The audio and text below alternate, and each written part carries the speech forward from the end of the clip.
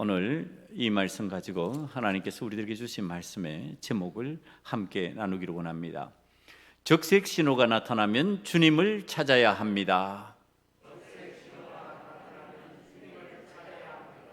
한 번 더 크게 해볼까요? 적색 신호가 나타나면 주님을 찾아야 합니다.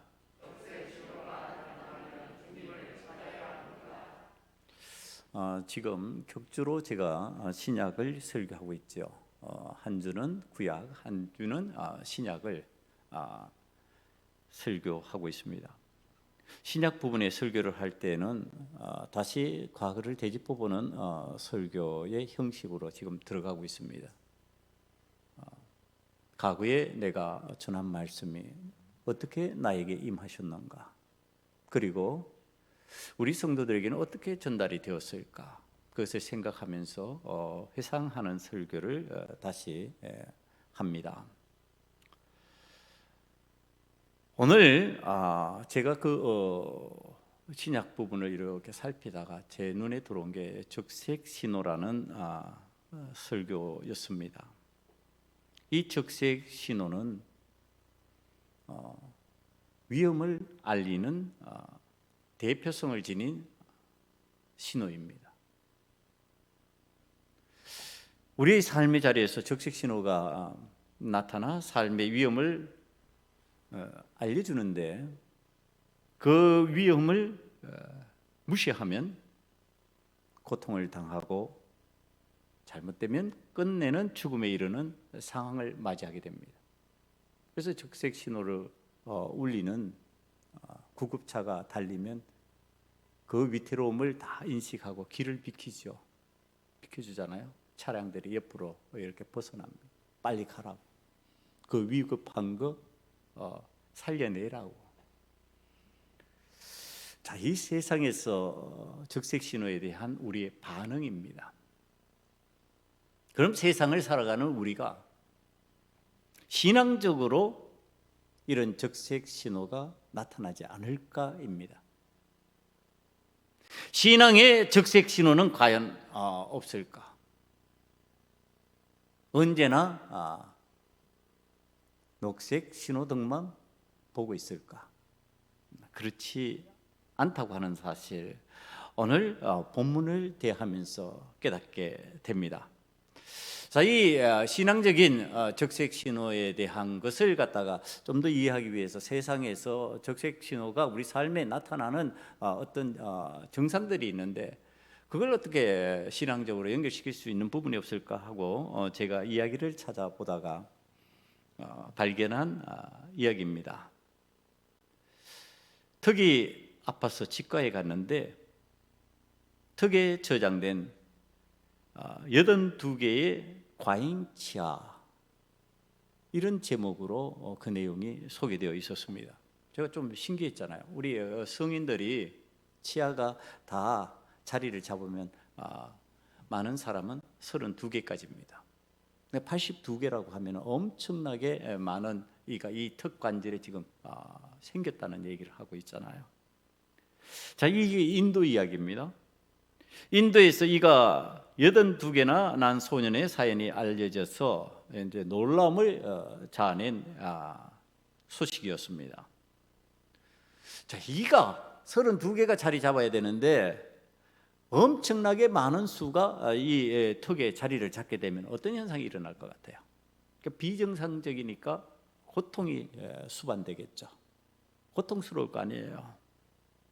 그러니까 자꾸 생각보다 많은 이가 생기고 하니까 이 17살 된 소년이 한 12살 때부터 이제 고통이 찾아오기 시작한 겁니다. 그런데 처음에는 작은 고통이니까 그냥 참았겠죠. 작은 고통이라도 민감하게 반응해서 이제 병원에 갔으면 좋겠는데 그럴 형편이 안 되니까 아마 치과 치료라고 하는 것이 만만하지도 않고 그냥 견뎌냈던 것 같습니다. 그런데 점점 양쪽 턱이 심하게 부어오르고 이제 이가 많이 자리 잡으니까 이게 이제 뾰족한 턱이 안 되고 사각턱이 돼 버렸겠죠. 그리고 양쪽 귀 아래에 붓기가 심해져 가지고 부은 얼굴이 되어 버렸습니다. 이제는 어느 정도 상황까지 이르렀느냐 하면은 특통증 때문에 입을 벌리지 못하는 상황이 되어버렸습니다. 입을 벌리지 못하면 어떻게 음식을 삼키는 것도 이제 씹고 삼키는 것도 문제가 되어버렸죠. 그러니까 이제는 도저히 참을 수 없는 상황이 되니까 병원을 찾아서 진료할 수 있는 곳을 찾아 들어갔습니다. 근데 의료진이 이제 턱을 놓고, 여러분 우리나라는 치과에 가면요, 뭐 큰 치과가 아니라도 개인 치과 병원에 가도요, 이 촬영이 되는데 제가 보니까 이 구조가 그냥 다 드러납니다. 한번 착 찍는데 다 이렇게 다 보여요. 그런데 이제 이 소년도 컴퓨터 단층 촬영으로 들어갔습니다. 그리고 나서 의사가 진단한 겁니다. 복합치아종이라는 희귀 특종양이라고 본 겁니다. 그러니까 이게 유전적이거나 턱의 손상으로 인한 기형입니다. 그리고 거기에는 평균 치아 개수인 32개보다 훨씬 많은 이가 이쪽 저쪽, 제가 그 사진을 봤어요. 막 턱에 수많은 이가 막 그 속에서 밖으로 드러나는 것뿐만이 아니라 이 그 잇몸 속에서 자리 잡고 있는 겁니다. 그럼 어떻게 해야 되겠어요? 수술하는 거죠.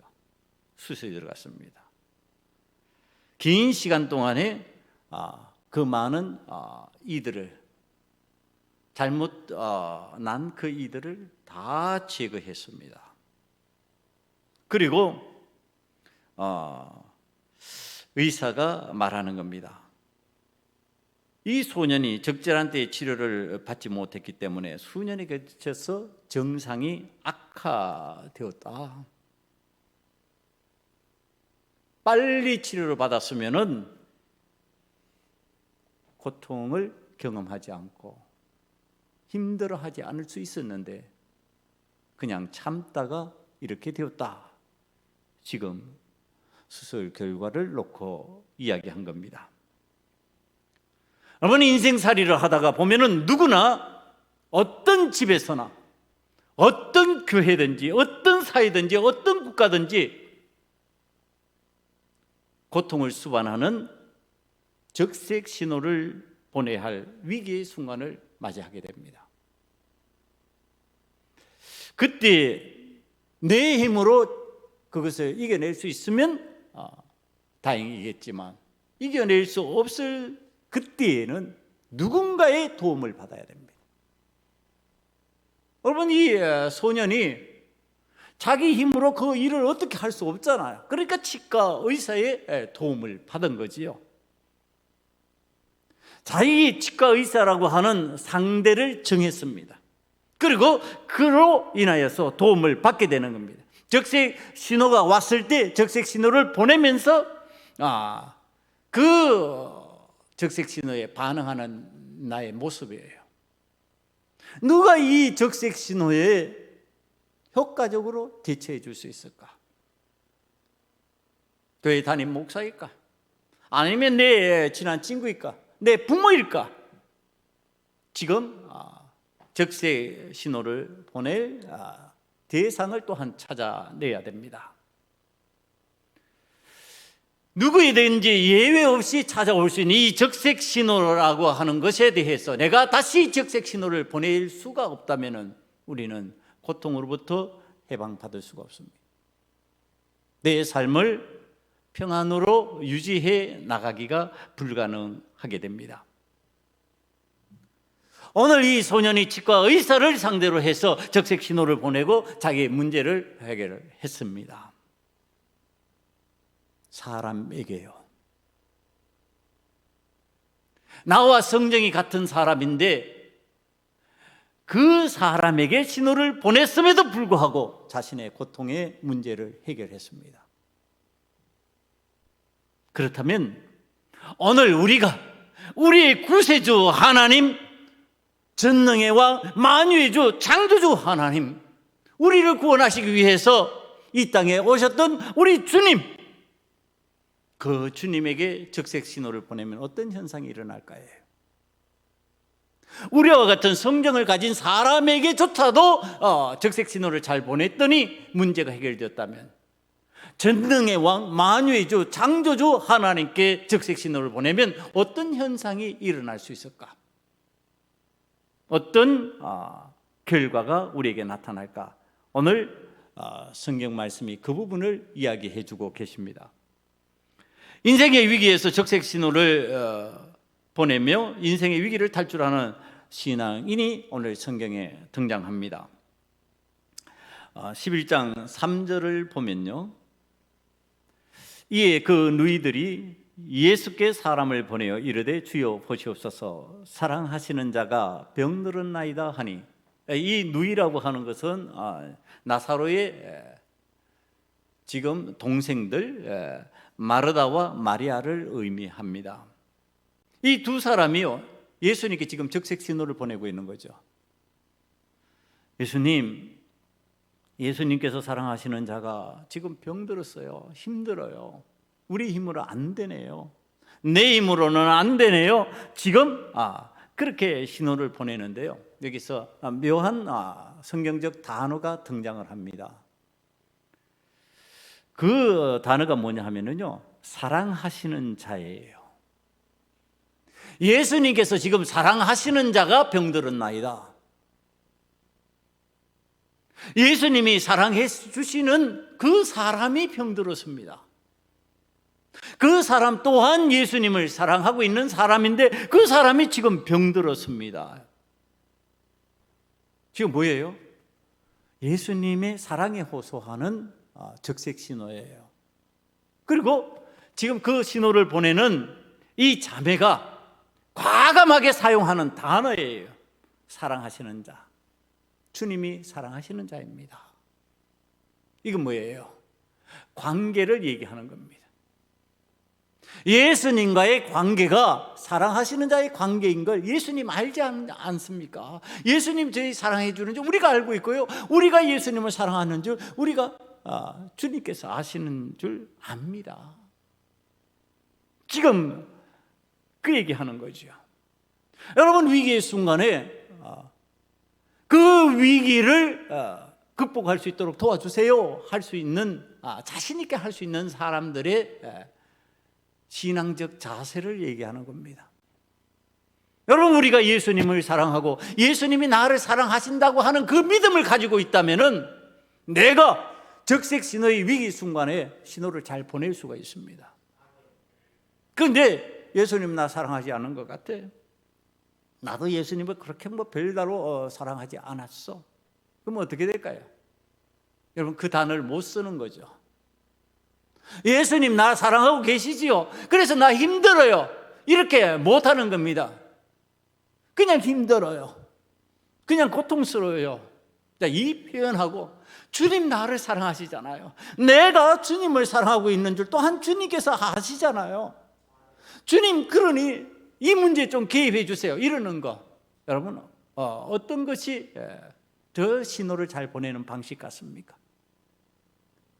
내가 주님을 사랑합니다, 주님 또한 나를 사랑하지 않습니까? 여러분, 이게 평소의 신앙적 관계예요. 평소에 예수님 찾지도 않고 예수님 부르지도 않고 예수님을 사랑하는 그 어떤 신호도 보여내지 않던 사람이 위기의 순간이 되어가지고 예수님 나 도와주세요, 이 말 잘 나올까요? 잘 안 나와요. 그러나 평소에 관계가 잘 형성되어 있고 내가 주님을 주님으로 인정하고 주님이 나를 사랑하시는 것을 믿음으로 받아들이고 있는 사람은요, 위기의 순간에 주님 찾는 게 잘 된다는 얘기를 하는 거예요. 주님 나 도와주세요, 나 힘들어요. 그러니까 고아의 아버지 같은 사람들 고백이에요. 밀러 같은 사람이 고백하는 거예요. 수 없는 응답을 받았다. 나는 수도 셀 수 없는 응답을. 왜? 나 주님 사랑하잖아요. 주님 나를 사랑하시는 줄 내가 알아요. 그러니 나 힘들어요. 나 지금 고아들을 도우려고 하는데 내 힘으로 안 되네요. 도와주세요. 주님께서 도우시는 것을 체험하는 겁니다. 적색 신호를 보낼 때마다 주님께서 그 적색 신호에 반응하시는 것을 체험하는 겁니다. 지금 우리들의 신앙적 상태, 여러분 지금 이 말씀을 보면서 점검해야 되는 거죠. 내가 도대체 우리 주님과 어떤 관계를 형성하고 신앙생활을 하고 있는가? 우리 주님과의 관계를 엉망진창으로 하고 마구잡이로 하고 살아가면서 주님 도와주세요, 내가 주님을 사랑하는 줄 주님 아시지 않습니까? 이렇게 말할 수 있냐는 말이에요. 그 뻔뻔스러움이 우리에게는 없잖아요. 그 가정스러움이 우리에게는 없잖아요. 진짜 사랑해야지 사랑하는데 주님 나를 사랑하신 줄 내가 아나이다 이렇게 고백되는 거 아니냔 말이에요. 여러분 그런 신앙생활을 해야 된다는 얘기를 하는 겁니다. 이 마르다 마리아와 같이 주님과 깊은 관계가 형성되어 있고, 주님 나를 사랑하시고 내가 주님을 사랑하며 주님 나를 사랑하시는 줄 아니 나의 문제에 개입해달라고 말할 수 있는 사람의 신앙적인 삶. 여러분 오늘 우리들이 이것을 하나님 앞에서 유지하지 못한다면 우리 인생의 위기가 내 삶에 찾아왔을 때 주님 나를 사랑하시니 나 도와주세요 이 고백이 안 나오게 되고, 이 고백이 안 나오게 됐을 때 우리는 기도할 수 없는 사람이 되고요, 기도할 수 없는 사람이 됐을 때 응답받았다고 하는 그 즐거움을 고백하지 못하는 신앙이 되어버린다고 하는 사실. 사랑하는 우리 소금언약교회 성도들은요, 주님과의 깊은 사랑의 관계를 잘 유지할 수 있는 하나님의 자녀들 다 되시기를 간절히 축원합니다. 네. 자, 이제 마르다와 마리아의 고백이 기가 막힌 사랑의 고백이잖아요. 그런데 자, 여기서 의문이 생깁니다. 아니 주님을 그렇게 사랑하고 주님께서 사랑하시는 자가 병들었어요? 아니 죽을 병에 들려서 예수님을 청하지 않으면 안 될 상황이 되어버렸어요? 여러분 이게 이제 신앙생활하는 사람들의 딜레마예요. 신앙생활하는 사람들의 잘못된 착각인 거예요. 주님을 잘 믿는데, 주님을 사랑하는데, 주님을 의지하고 있는데 왜 병들어? 제가 어릴 때 우리 어머니께 그렇게 물었었다니까요. 제가 몇 번 얘기한 적이 있는데 어느 교회에서 불이 났대요. 저희 매형이 지금은 은퇴를 했지만은 담임하던 그 교회 서영교회도 불이 난 적이 있어요. 불이 나서 교회가 탔어요. 여러분, 이 불이 났을 때, 불이 나면은 제가 어릴 때 자라날 때도 어떤 교회가 불이 났어요. 그걸 얘기하는 걸 들었어요. 그래서 제가 묻는 거예요, 어머니, 교회가 왜 불탔어? 교회가 왜 불이 났어? 아니 거기는 하나님의 전이잖아. 하나님께 예배하는 곳이고 그곳이 하나님의 거룩하신 성전인데 왜 불났어? 불날 수 없는 곳이잖아. 불이 나서는 안 되는 곳이잖아. 그 어릴 때 제 믿음이 그랬다는 거야. 그러니까 어머니에게 묻는 거죠. 왜 불났어요, 어머니? 하나님이 지켜주시는데 왜 불났어요? 여러분 이게 믿음이 적을 때, 잘 알지 못할 때 묻는 질문이에요. 왜 하나님 나에게 이렇게 인생의 고통이 찾아옵니까? 왜 나에게 이런 환난이 찾아옵니까? 왜 이런 목회의 현장이 만들어져야 됩니까? 여러분 이건 신앙이 좀 연약할 때 하는 질문이에요.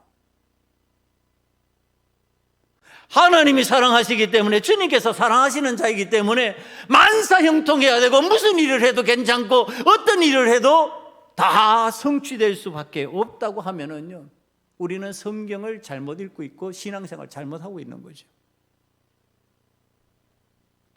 예수님께서 사랑하시는 사람이 인생의 위기를 경험하고 있다, 고통이 찾아왔다, 병들어서 죽게 되었다.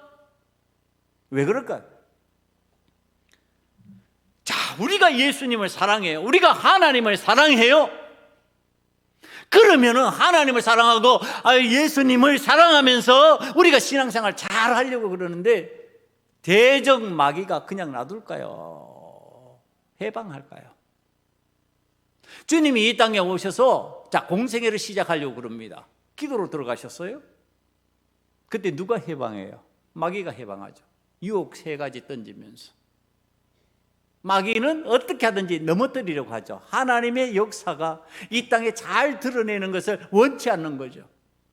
오늘 그리스도인들이 신앙생활을 하면서 주님 원하시는 대로 살아나가려고 하는 그 현장에 마귀가 잘한다 그러면서 박수치면서 격려해 줄까요? 절대로 격려하지 않죠. 어떻게 하든지 무너뜨리려고 하는 거죠. 저는 우리 교회에 시험이 많을수록 힘들고 어려운 상황이 생길수록 하나님께서 크게 서시려고 그러나 보다. 전 그렇게 믿어요. 네? 왜? 마귀가 그냥 안 버려두고 있으니까, 그냥 방치하지 않으니까. 그냥 방치하는 교회는요, 끝난 교회예요. 어떤 일을 해도 괜찮은 교회, 그 문제 있는 교회예요. 도리어 무엇을 하려고 그러는데 잘 안 되고 힘들어지고 답답해지고 그것이 정상이다. 왜? 마귀가 장난치니까. 마귀가 흔들어 버리니까. 마귀의 속성을 우리는 욥기를 통해서 잘 알고 있습니다.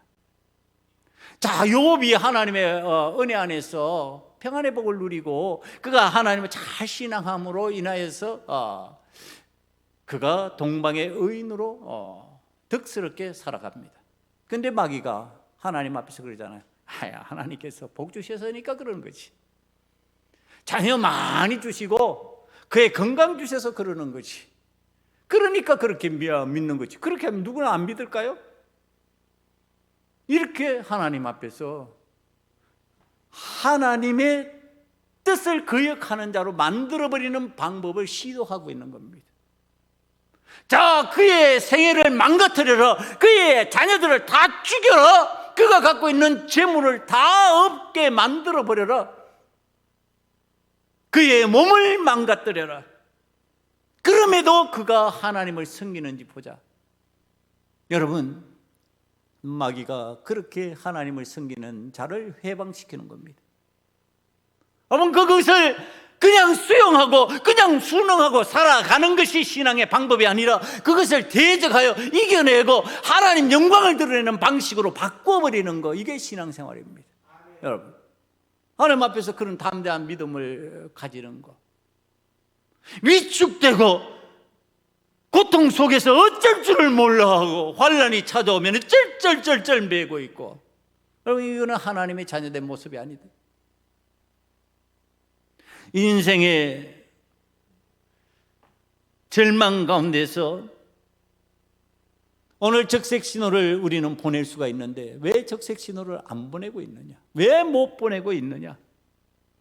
하나님, 우리를 긍휼히 여겨주시고 우리에게 은혜를 베풀어 주시고 나를 좀 도와주세요. 왜 이거 못하고 있느냐? 우리 성경을 통해서요, 적색 신호를 보냈던 많은 사람들을 성경에서 발견합니다.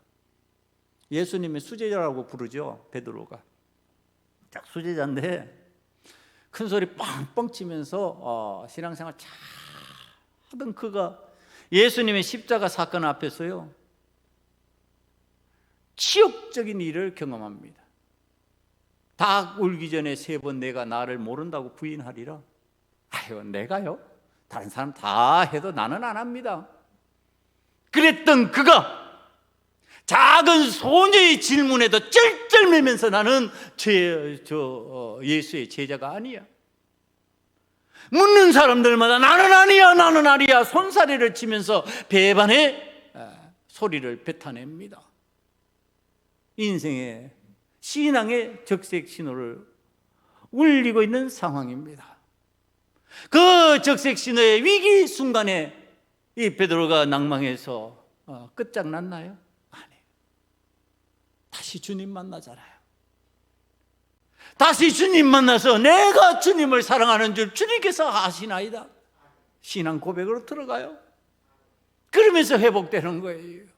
그리고 끝내는, 이제는 죽음 앞에 죽음을 두려워하지 않는 사람으로, 예수님 바로 십자가 지셨는데 나는 부끄러워서 그렇게 죽을 수도 없어, 거꾸로 십자가 지고 가겠다고 하는 전설과 같은 이야기가 있습니다. 여러분, 오늘 우리는 다윗 왕의 그 높은 지위와 성공 가운데서도 적색 신호가 울렸던 위기의 순간을 바라봅니다. 나의 대적이 다른 사람이었으면 그래도 괜찮고, 이웃 나라의 왕이라도 괜찮고, 내 신하 중에 누구라도 괜찮은데 나의 대적이 나의 사랑하는 아들 압살롬이 되어버렸습니다. 여러분, 그 아버지 눈에서 피눈물이 나지 않았을까요? 이 다윗이 그 압살롬을 죽이지 말라고 자기의 부하들에게 명령을 내립니다. 그가 반역했을지라도 죽이지 말라, 살려주라, 내 아들이니라. 그렇게 안타까워하던 그가 여호와 하나님을 향해서 울부짖으면서 기도하지 않았겠냔 말이에요. 하나님 도와달라고. 여러분, 이 다윗이요, 잘하는 거 하나가 있어요. 인생의 위기 순간이 찾아오면 언제나 적색 신호를 보내는 거예요. 자신이 범죄해서 우리의 아내 밧세바를 취했을 때도 눈물을 흘리며 하나님 앞에 회개하면서 적색 신호를 보내는 거예요. 하나님 나 도와달라고, 하나님 나 살려달라고, 하나님 나 용서해달라고. 사랑하는 성도 여러분, 우리들은 하나님 앞에서 왕이라 할지라도 죄를 뒤집어쓰며 그렇게 탄식하며 하나님 앞에 회개하는 다윗의 모습을 우리의 신앙으로 왜 못 받아들이는 거야? 우리는 뭐가 그리 대단하다고 하나님 앞에 회개의 눈물이 안 나오냐? 여러분, 제가 신앙적으로 고백을 하면서 제가 전다폭발 임상훈련을 갔을 때 눈물이 앞을 가리지 않고 흘러내렸다고. 찬양하는 첫 시간부터 무슨 이게 기도한 것도 아니고 찬양하는데 눈물이 이렇게 앞을 가리냐. 제가 여러분들 앞에서 고백하며 얘기를 한 적이 있을 겁니다. 끝나는 날까지, 임상 끝나는 날까지 눈물이 앞을 가리지 않은 거예요. 이게 도대체 웬일입니까? 그러고 난 뒤에 서울의 교회에 와서 기도를 하는데 그 다음부터 눈물이 안 나와요. 야, 무슨 일이 시작되겠고. 여러분, 그때 교회의 상황을 여러분들이 다 아실 거예요. 그러고 나서 눈물이 안 나오는 거예요. 기도를 하는데 하나님 앞에 회개의 기도를 하고 기도를 해도 눈물이 나오지 않는 거예요. 그러다가 얼마 전부터 다시 눈물이 나오는 거예요. 기도하는데 얼마나 감사한지. 하나님, 내가 여호와 하나님을 향하여 울부짖을 때에 하나님, 기도하면서 내가 하나님 앞에 기도했더니 하나님 나의 기도를 들으시고 하나님 내 마음을 감동시켜 주시니 감사합니다. 눈물이 나오는데 감사했어요. 여러분, 하나님 앞에서 얼마나 눈물을 흘리며 기도해요. 목사가 무슨 그런 흉측한 계획을 하고 무슨 흉측한 말을 하면서 살아가겠냔 말이에요. 여러분들보다는 훨씬 선한 방법으로 살아가려고 몸부림칠 거예요. 그럼에도 하나님 앞에 회개하며 울부짖고 기도하는데, 성도 여러분, 여러분들은 어떻게 하나님 앞에 지금 기도하지 않아도 되고 눈물을 흘리지 않아도 되는지. 왕이라 할지라도 이 다윗은 그렇게 눈물을 흘리며 하나님 앞에 적색 신호를 보내고 있잖아요. 그러니까 하나님은 다윗을 도와주시는 거예요. 그러니까 하나님은 다윗에게 은혜를 베푸시는 거예요.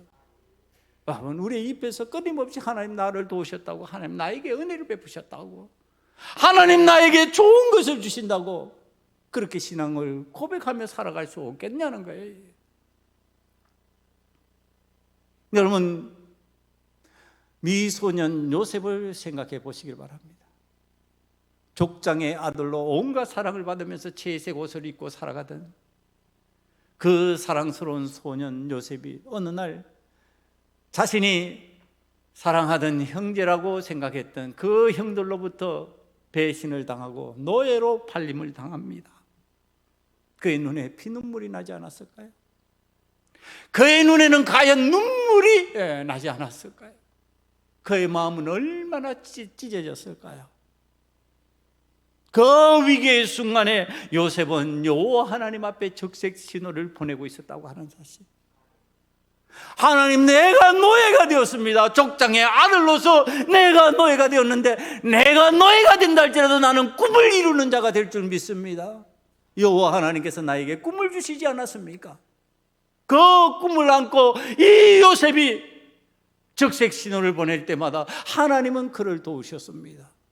보디발 장군의 집에서 하나님께서 긍휼을 힘있게 만들어 주셨고, 그가 모함 속에서 감옥에 들어가서도 그곳에서도 하나님의 은혜를 체험한 사람이 되었습니다.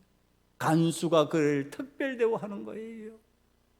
그리고 끝내는 그가 총리 대신이 되는 하나님의 사람으로 세움받고 있다고 하는 사실, 그리고 그의 형들이 찾아와서 무릎을 꿇고 절하던 그날의 꿈을 이루고 그가 하나님을 기쁘시게 하는 자가 되었다고 하는 사실. 사랑하는 성도 여러분, 위대한 신앙인들이 그 위대한 신앙을 이루어가는 배경에는 적색 신호를 잘 보내는 신앙인이었다. 적색 신호를 보내면서 언제나 여호와 하나님의 도우심을 구했다고 하는 사실, 여러분들이 믿음으로 받아들이시기를 간절히 축원합니다. 힘드세요? 어려우세요? 답답하세요? 여호와 하나님 앞에 적색 신호를 보내시기를 바랍니다. 그 적색 신호를 보내는 자에게 하나님께서는 응답해 주실 줄 믿습니다. 네. 여러분, 성경의 얘기만 하면요, 성경이니까 그렇지 자꾸 이러잖아요. 그래서 우리 시대에 살아있는 사람 얘기를 하다 보면 그 종말을 알 수가 없잖아요. 그러니까 살아있고 지금 현재 살아가는 사람 얘기를 하면은 여러분들이 그냥 받아들일 수 없을 경우들이 있는데, 이미 돌아가신 분들 얘기하면요, 이 땅에 살아가던 영락교회 한경직 목사님, 제가 몇 번 얘기한 한 목사님인데, 이 목사님이 지금은 뭐 순복음교회가 외형적으로 제일 크지만요, 제가 자라날 때만 해도 교회 그러면 대표적인 큰 교회가 영락교회였어요. 대교회 대명사 영락교회 한경직 목사님.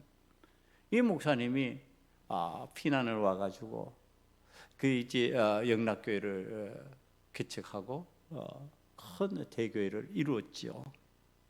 여러분, 이 목사님 가슴 한 곳에 있어요, 말 못할 고민이 있었던 거예요.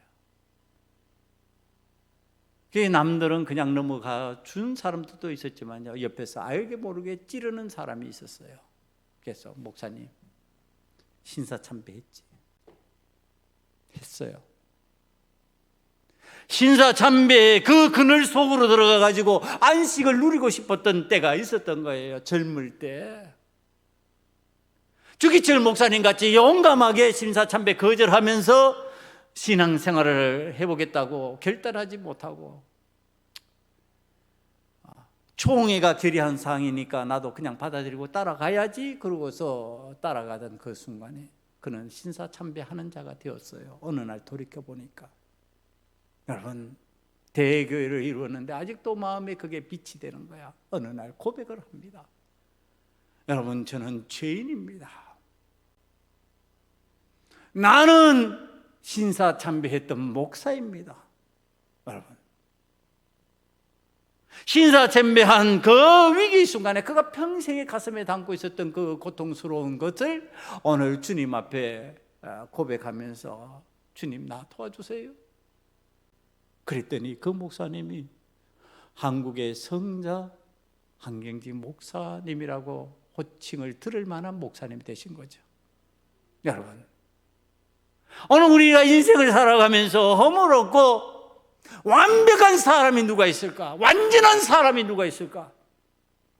문제없고 정말로 그는 신과 같은 존재인 사람이 어디 있을까? 없어요. 전부 다 죄 아래 있고 죄 가운데 있는 거예요. 예외 없어요. 그래서 우리는 그 위기의 순간에 적색 신호를 보내면서 하나님의 도우심을 기대하고, 하나님께서 나를 도우실 때 나는 회개하고 내 자신을 놓아놓고 하나님 앞에 내어놓고 고백하고 하나님 앞에 돌이키면 하나님 나를 도우신다, 하나님 나를 살리신다, 하나님 나에게 긍휼을 베푸신다. 사랑하는 성도 여러분, 여러분들이 체험하게 될 줄 믿습니다. 하나님 앞에 고백해야 돼요. 고백 안 하고는 그러한 은혜를 체험하기 힘들다. 자, 이제 이런 현상들, 이런 일들이 성경에도 나타나고 이 땅에 살아가던 사람에게도 나타났는데, 왜 이러한 일들을 경험해야만 될까? 오늘 4절을 11장 4절을 다시 한번 봅니다. 예수께서 들으시고 이르시되 이 병은 죽을 병이 아니라 하나님의 영광을 위함이요 하나님의 아들이 이로 말미암아 영광을 받게 하려 함이라 하시더라. 뭐예요? 하나님 영광. 예수님 영광 받으시게 만들려고. 영광이에요, 영광. 오늘 우리가 기도할 때 저는 그런 기도하는 거 보면 참 답답해요. 사람의 영광 자꾸 간구하는 기도. 대표 기도할 때 여러분 그런 기도 굉장히 위험한 기도예요. 하나님 1등 되게 해주세요. 제일 큰 거 되게 해주세요. 성공하게만 해주세요. 여러분 그거는 기복적 신앙이에요. 십자가가 없잖아요. 십자가의 영광이잖아요. 십자가 위에서 하나님의 영광을 보잖아요. 하나님의 도우심을 체험하게 되잖아요. 언제 1등 가운데서 하나님의 영광을 체험합니까? 언제나 제일 가운데서 하나님의 영광을 체험합니까? 1등을 해서 하나님의 영광을 돌릴 수도 있죠. 그러나 1등 해주십시오. 그게 목표가 되는 거죠. 하나님 영광을 드러내게 해달라고. 전도할 때요, 전도하는 방식이 제가 그렇게 하면 위험하다고 그랬어요. 교회 데리고 오면서 자꾸 그걸 전도라 그냥 쉽게 말해버려요. 교회 데리고 나온 거는 교인 만드는 거예요. 그러나 성도가 되는 건 아니에요. 신앙인이 된다는 얘기가 아닙니다. 그럼 전도할 때 뭐라고 해요? 예수 믿고 구원받으라고 전도해야 돼요. 예수 믿으라고 전도해야지 무슨 교회 가자고 하는 게 전도냐고요. 여러분 교회 가자고 하는 얘기는요 다른 말로 바꾸어서 천주교 가자, 저 절에 가자 이 말하고 별다른 말 아니에요. 비슷한 말이에요. 그거는 교회 가자가 아니고 어떻게 해야 된다? 예수 믿고 구원받아야 된다. 나 예수 믿고 구원받아서 기쁘다. 그것이 복이다. 그것이 은혜다. 나 그것이 행복이다. 이렇게 돼야 된다는 거예요. 여러분 그런데 엉뚱한 얘기하는 거야. 교회 가면 잘한다. 잘 된다. 교회 가면 성공한다.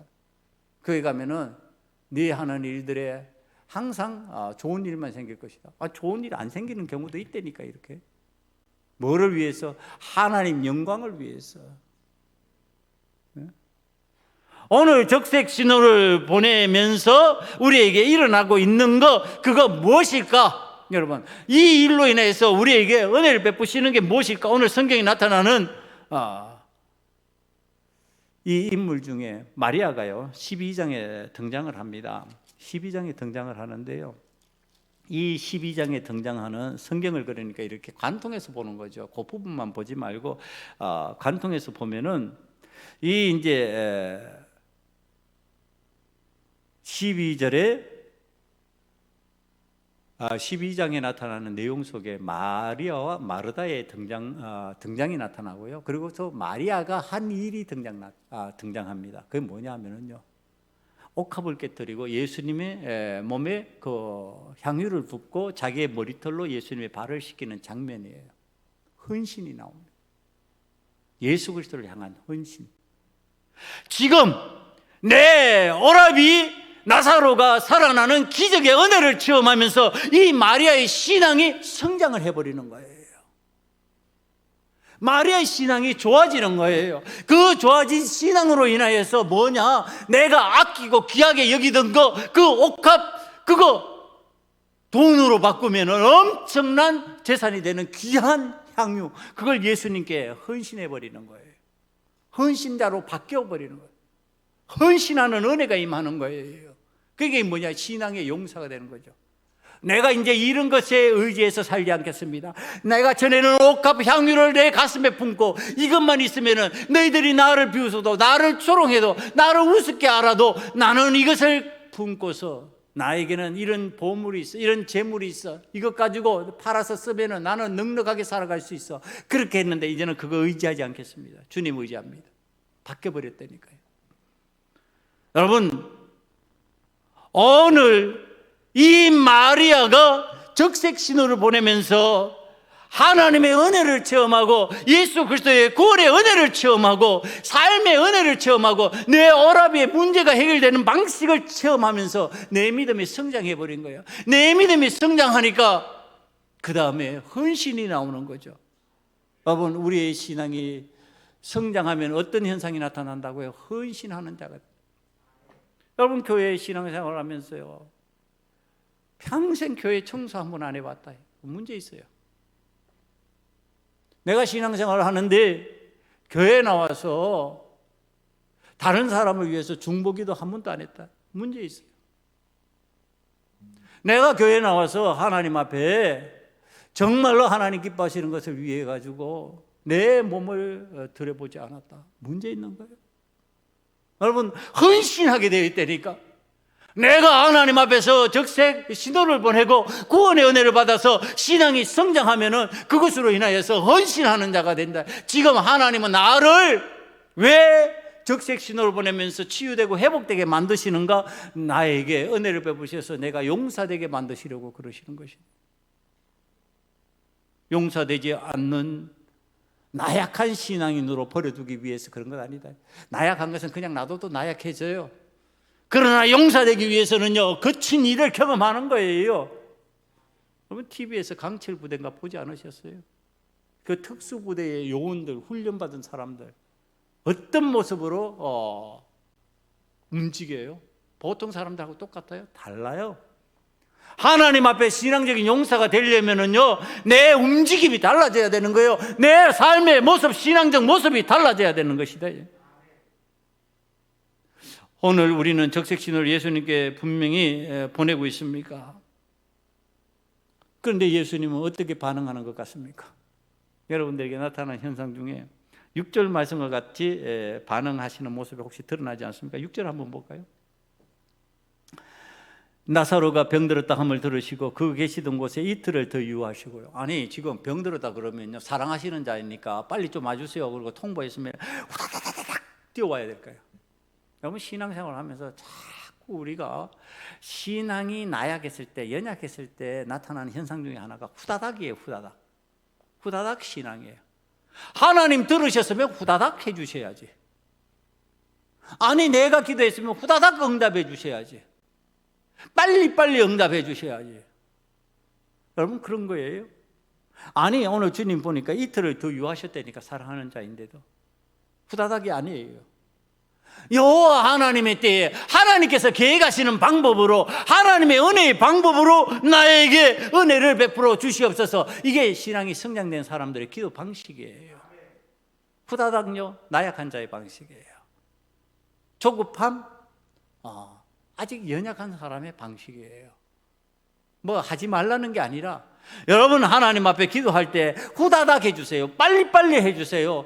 지금 안 되면 안 돼요. 여러분, 어린애들이 그렇지 않아요. 자, 부모가 지금 당장의 반응을 안 보이면 대반 울고서 떼쓰고 난리가 납니다. 그런데 좀 성장하면 어때요? 기다릴 줄 알죠. 지금 어른 신앙, 성장한 신앙은요, 기다릴 줄 아는 거예요. 하나님의 때를 기다리는 사람으로 바뀌는 거예요. 후다닥이 아니라니까. 빨리빨리가 아니라니까요. 예수님이 빨리 오시지 않으시니까, 야, 이제 적색 신호를 보내도 필요 없구나. 여러분, 그거 아니지요. 주님은 다 하세요. 우리 하나님 다 알고 계세요. 도움이 필요 없어서 안 움직이시는 거 아니시고, 적색 신호에 반응하시지 않는 게 아니에요. 하나님 영광을 위해서, 주님 영광 받으시기 위해서 그때 움직이시는 거예요. 자, 이제 사람들은 전부 다 포기했어요. 그게 이제 31절에 나타납니다. 31절 한번 보실까요? 마리아와 함께 집에 있어 위로하던 유대인들은 그가 급히 일어나 가는 것을 보고 고카로 무덤에 가는 줄로 생각하고 따라가더니, 자, 이제 겨우 하는 게 이제 죽었으니까 끝났잖아. 상황 끝났잖아. 적색 신호 보내는 거 다 필요 없어. 이제는 반응하는 것이 죽음에 대한 반응뿐이야. 그러고서 사람들 다 포기했어요. 마르다와 마리아도 포기했어요. 그런데 우리 주님은 그때 움직이시는 거예요. 하나님 영광을 드러내는 가장 극적인 방법이에요. 여러분, 가만히 한번 생각해 보세요. 신앙이 좀 오래 연조를 가지고 계시는 분들은요, 한번 생각해 보세요. 언제 응답해 주셨던가? 내가 기도하니까 즉시 응답하시더라? 여러분, 그거는 좀 신앙이 나약할 때 얘기예요. 성장하고 잘 어른 신앙이 되어 있는 어른 신앙으로 잘 성장한 사람들은요, 하나님 앞에 기도하고 때를 기다릴 때 내가 그 때가 이제 내 힘으로는 도저히 안 되는 것 같구나, 내 능력으로는 안 되는 것 같구나, 하나님만이 역사해야지. 그 순간에 역사하십니다. 포기하는 순간이에요. 안 된다고 낙심하려고 하는 그 순간에 역사하기 시작하십니다. 여러분, 오늘 하가 한계를 보는 거예요. 한계를 한번 보면은 지금 성경이 그 장면을 설명합니다. 예수님께서 자 이제 가자 그러고 가시니까 이제 곡하러 가시는 줄 알고 따라 나섰죠. 따라가지고 갔는데 자 무덤 앞에 딱 섰어요. 무덤 앞에 큰 돌이 박혀 있잖아요. 자 이게 죽음의 세계와 산 사람의 세계의 구별입니다. 산 사람은 죽음의 세계에 전혀 영향력을 끼치지 못합니다. 어떤 일을 해도 안 되게 되어 있습니다. 사람은 그렇다는 거예요. 그러니까 내 부모가 이 땅에 살 때는 안 믿었는데 죽고 난 뒤에 그 부모를 위해서 추도 예배해야지. 예배 드리지 마세요. 그런 예배. 부모 안 믿었는데 추도 예배 드리지 마세요. 그런다고 해가지고 그거 안 믿은 그 사람이 천국으로 옮겨가는 거 아니에요. 천주교에서 그런 방식으로 가르쳤던 거예요. 헌금을 넣고 딸랑 소리가 들리는 순간에 그가 천국으로 옮겨진다. 여러분, 거짓말이에요. 성경 그렇게 가르치지 않아요. 자기 믿음으로 자기가 구원받는 거예요. 그러니까 내 부모가 아무리 그런 거 안타까우면 지금 전도예요. 내 자녀가 안타까워 지금 전도예요. 죽으면 끝나? 안 돼. 할 수 없어요. 내 친구가 안타까우세요? 지금 전도하세요.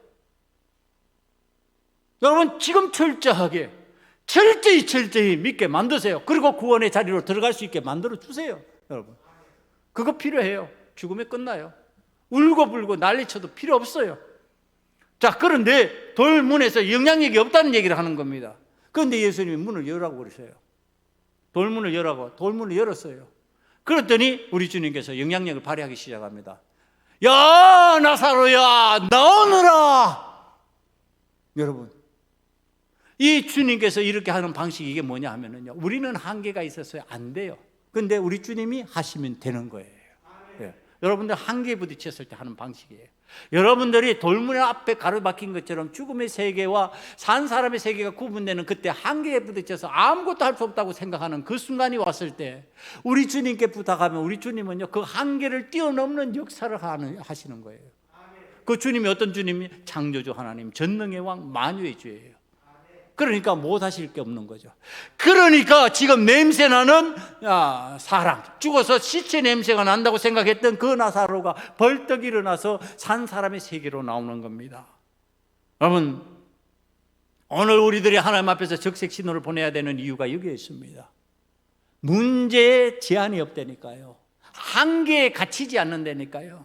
여러분 우리는 한계에 갇히는 신앙인이 되면요 예수님께 부탁 안 하게 돼 있어요. 한번 생각해보세요. 이건 안 되는 것 같은데 한계에 딱 부딪혔어요. 그러면 믿음 있는 사람은 예수님께 부탁하고 이거 뛰어넘어야 되겠네 이렇게 되는데 믿음 없으면요 안 되는데 끝났는데 기도도 안 하는 거예요. 예수님께 적색 신호도 안 보내는 거예요. 그러면은 응답이 있겠냐는 거예요, 여러분. 돼도 그게 어떻게 운이 좋아서 됐나 보네. 세상 사람들 표현하는 방식 재수 좋아서 됐나 보네.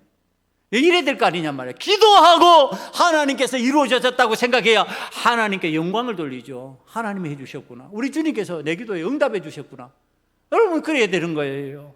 지금 모든 사람이 포기한 나사로가 예수님의 명령과 함께 무덤에서 걸어 나오는 상황이 되어서요 혼자서는 안 될 일을 예수님과 함께 하면서 가능한 일로 바뀌어 버렸습니다. 여러분 오늘 살아가는 많은 신앙인들이요 예수님을 향하여 적색 신호를 올리지 못한 이유가 어디에 있을까요? 이런 능력이 분명히 성경에 나와 있는데도 왜 안 될까요? 다시 설교의 첫 부분으로 돌아갑니다. 여러분 예수님과 관계 형성을 하지 않기 때문에 그렇습니다. 예수님과 친밀한 관계, 예수님 나 사랑하잖아요, 나 예수님 사랑해요 이렇게 고백할 수 있는 정도의 신앙생활을 안 하기 때문에 그렇습니다. 신앙생활을요, 예수님 나 사랑해요, 예수님 나 사랑하시죠, 이렇게 고백할, 주고받을 수 있을 정도로 신앙생활을 해야 됩니다. 그래야 적색신호 잘 보내는 겁니다. 여러분, 그렇게 사랑하지 않으면요, 부탁하는 게 민망해요. 자기 스스로가 민망하다니까. 이거 꼭 뭐 죄 짓는 것 같고, 이거 뭐 안 될 것 같고, 그 다음에 뭐 이거 여유가 없어요. 그래서 포기해버리는 거예요. 오늘 적색신호 보내는 거 유효합니다. 오늘 관계를 잘 형성하면, 예수님과 제대로 된 믿음의 관계를 형성하면요, 적색신호를 언제든지 보내도 응답하시는 줄 믿습니다. 여러분, 그 응답 받으면서 살아갈 수 있는 우리 소금원약교회 성도들이 되시기를 간절히 축원합니다. 기도하시겠습니다. 적색신호를 보낼 수 있는 신앙인이 되기를 원합니다. 우리 주님과 친밀한 관계를 형성할 수 있는 그리스도인이 되기를 원합니다. 주님 사랑하시지요? 우리도 주님을 사랑합니다. 고백할 수 있는 자가 되기를 원합니다. 우리 소금언약교회 성도들은 신앙의 용사들이 되게 만들어 주시옵소서. 예수님 이름으로 감사하며 기도드리옵나이다. 아멘.